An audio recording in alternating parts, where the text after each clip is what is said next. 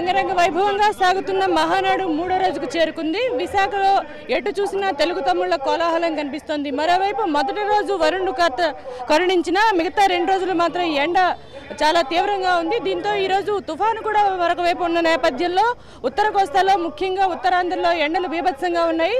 రోజు కంటే దాదాపుగా 3 డిగ్రీల వరకు ఎక్కువగా నమోదవుతున్నట్టు ఇప్పటికే విశాఖ వాతావరణ కేంద్రం తెలియజేసింది.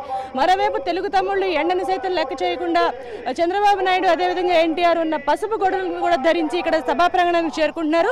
వివిధ ప్రాంతాల నుంచి ముఖ్యంగా రాష్ట్రంలో వివిధ ప్రాంతాల నుంచి వివిధ జిల్లాల నుంచి 3 రోజుల్లో కూడా పాల్గొన్న తెలుగు తమ్ముళ్ళు మనతో పాటు ఉన్నారు. సార్ చెప్పండి, మీరు ఎక్కడి నుంచి వచ్చారు? ఈ ఎండ వేడి ఎట్లా ఉంది? అయినా ఇక్కడ కార్యక్రమం ఏర్పాట్లు ఎట్లా ఉంది? మేము కృష్ణా జిల్లా ఘంటసాల మండలం నుంచి వచ్చాము. ఇక్కడ ఎండ విపరీతంగా ఉంది. అయినా సరే ఈ ఎండ కంటే ఇక్కడ ఏర్పాట్లు చాలా బాగున్నాయి. ఇక్కడ భోజన సౌకర్యాలు కానీ ఏర్పాట్లన్నీ బాగా ఉన్నాయి. చంద్రబాబు నేను ఎన్టీఆర్ పెట్టిన ఈ ఆశయ సాధన కోసం ఒక పండగలాగా కార్యకర్తలు అంతా తరలి ఇక్కడికి వచ్చాము.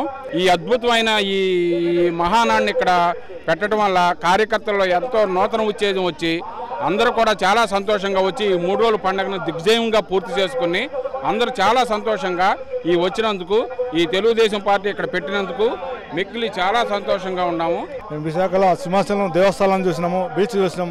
చాలా చూడటానికి ఆనందంగా ఉన్నాయి. మాది కొత్త జిల్లా జగిత్యాల నుంచి వచ్చినాం మేము. ఇక్కడ ఎంతో ఆనందంగా ఉన్నది. చూడడానికి కూడా అన్ని సీన్స్ బాగున్నాయి. ఇక్కడ దీనికి వచ్చినాము మహానాడుకు. ఇక్కడ పరిసరాలు కానీ పక్కన విశాఖలో సముద్రం ఉంది, అదే సముద్రం ఇక్కడ కనపడతా ఉంది, జన సముద్రము. అలా వాతావరణం అలా బాగున్నాయి. ఎండ వేడి చాలా ఎక్కువగా ఉంది కదా, అయినా మీరు ఎట్లా ఇక్కడ ఎంజాయ్ చేస్తున్నారు? ఇక్కడ ఎండ అనేది అసలు అనిపించడమే లేదు మేడం. అట్టుంది, అంత చల్లగా అనిపిస్తుంది జనాలకు కూడా. వేడి మీకు తెలంగాణతో పోలిస్తే ఇక్కడ ఎక్కువ ఉందా తక్కువ ఉందా ఎట్లా అనిపిస్తుంది? చాలా ఎక్కువ ఉంది మేడం. ఇక్కడ తెలంగాణలో మంచిగా ఉంటుంది కానీ ఇక్కడ వచ్చినాక చాలా వేడిగా ఉంది. అయినా మాకు తెలుగుదేశం పార్టీ మళ్ళా చంద్రబాబు నాయుడు ముఖ్యమంత్రి కావాలి.